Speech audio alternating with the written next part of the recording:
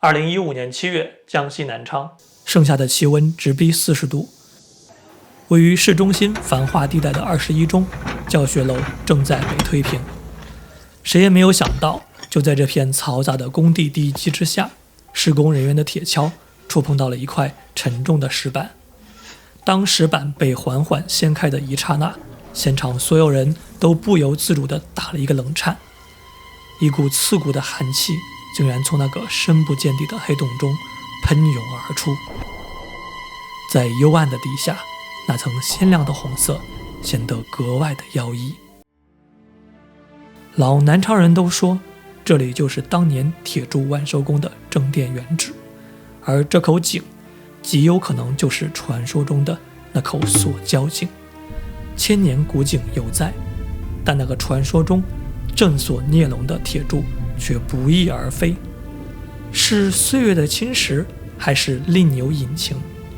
在那深不見底的井水之下，那條被鎖了1000年的蛟龍，真的只是一個傳說嗎？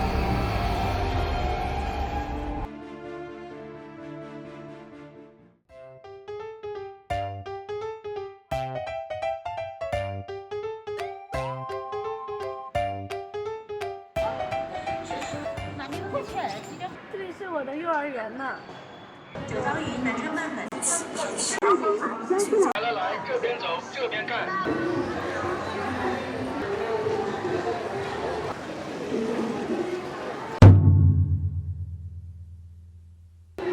我們現在就是在這個鐵柱萬壽宮的外面了。提起萬壽宮，就不得不提到一個人，他叫許遜。許遜生活在東晉，距今約1800年。當時鄱陽湖正在開始形成，是一個滄海桑田的時代。是的，你沒有聽錯，鄱陽湖並不是一直就存在的。當時由於長江水位太升，贛江府河無法北上，只能在南昌和九江之間滯留。原本的沃野變成了一片澤國，水患成為了豫章一帶人們最大的夢魘。許遜會法術，還當過官，於是他開始帶領鄉民四處治水。民間傳說，他降服了一條蛟龍，把它鎖在了鐵柱萬壽宮的八角井裡。公元374年，136歲的許遜闔家飛升，雞犬西去，一人得道雞犬升天的成語，說的就是這個故事。許遜死後，族人在他的舊居建了許仙祠。這個許仙並不是《白蛇傳》裡邊那個許仙。你有看到這個仙氣嗎？看到啦。為什麼叫鐵柱萬壽宮啊？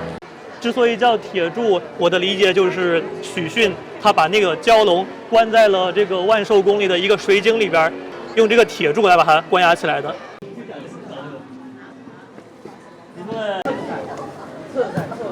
火府蛟井祠，一井鎖孽蛟，1000年懷許遜。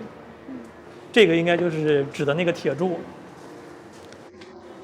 這個鐵柱下面鎖的蛟龍到了宋朝的時候，由於皇家推崇道教，所以這個地方就變成了萬壽宮。所以呢，許遜他就完成了從一個普通的文士到神仙的這個身份上的蛻變。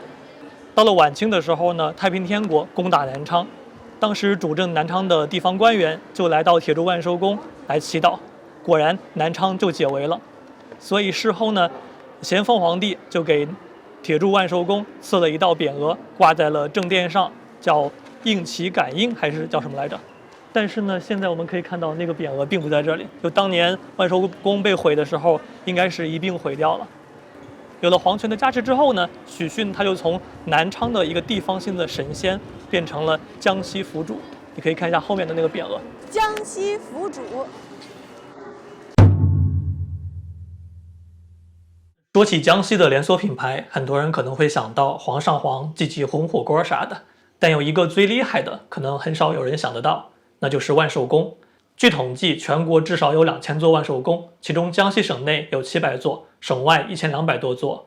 北至長城，南到滇緬邊境，雲貴川最多，北上廣、港澳台乃至海外的新加坡也有不少。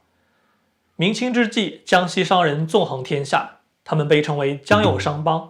萬壽宮就是江右商幫的會館，江西商人走到哪裡就把万寿宮帶到哪裡。1595年，意大利傳教士利瑪竇來到南昌，他被鐵柱萬壽宮的熱鬧給震驚了。他寫道：“這裡好像天天開展會似的，極為熱鬧。”他後來在萬壽宮附近一住就是3年。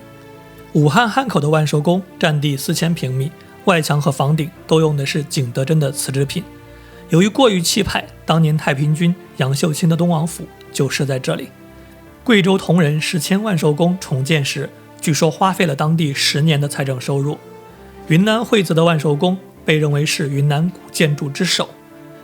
北京宣武門外的萬壽宮西樓曾經是南城最熱鬧的所在，梅蘭芳、譚鑫培都是戲台上的常客。1928年4月，朱毛第一次會面的地點就是在湖南閻陵縣10都萬壽宮。抗戰時期，福建長汀縣萬壽宮曾經是廈門大學的校舍。從古代到近代，江西人的影子通過萬壽宮遍布全國。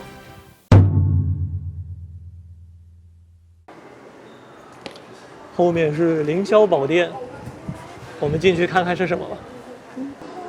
玉皇大帝，傳說中的統領天地人3界的。在中國的寺廟裡很少見到玉皇大帝。那可能是我們主要去的都是一些佛教寺廟吧。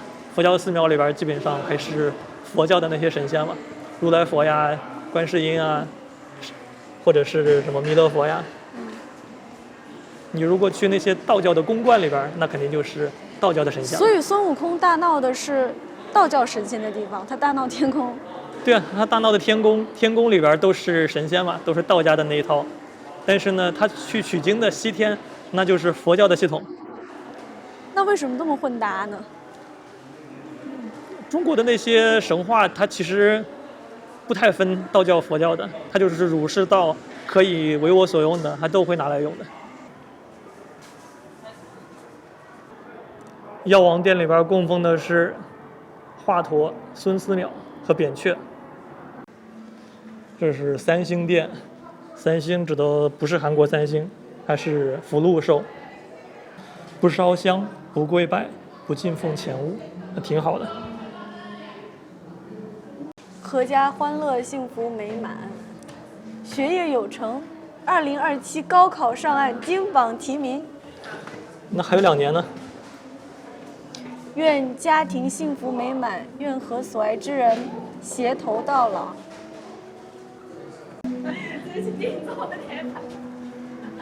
這外面還有這麼多呢。你看這個，你看這個密密麻麻的祝福。我感覺福祿壽三星還是挺靈的，應該。對。這邊是關帝嗎？對，這是關公。哦。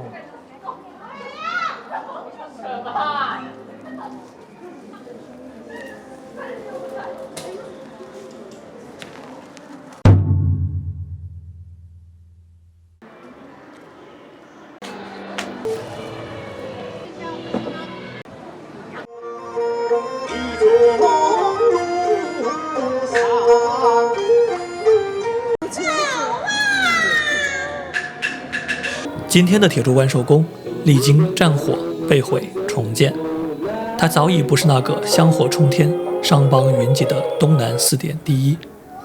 如今這裡更像是地方文旅打造的一個網紅打卡地。古色古香的建築裡擠滿了新消費品牌，年輕人拿着奶茶在這裡拍照發朋友圈。從許真君所教的傳說，到江西商人走南闖北的精神圖騰，再到如今年輕人鏡頭裡的背景板，萬壽宮一直在變，變的不是故事本身，而是我們記住它的方式。